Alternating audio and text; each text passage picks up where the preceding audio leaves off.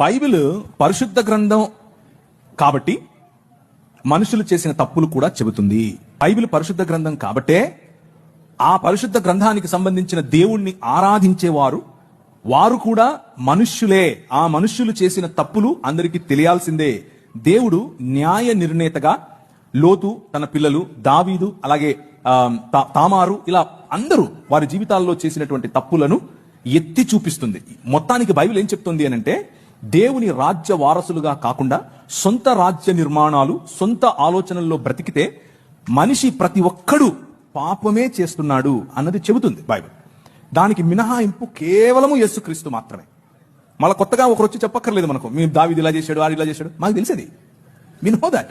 అది మా దేవుడే రాయించాడు కాబట్టే పరిశుద్ధమైన దేవుడు, రాయించాడు కాబట్టే పరిశుద్ధమైన పుస్తకం. కప్పి పెట్టుంటే ఆయన పరిశుద్ధమైన దేవుడు ఎలా అవుతాడు? కప్పి పెట్టుంటే అది పరిశుద్ధమైన పుస్తకం ఎలా అవుతుంది? అది కేవలము ఒక అజెండాతో వచ్చిన పుస్తకం అవుతుంది.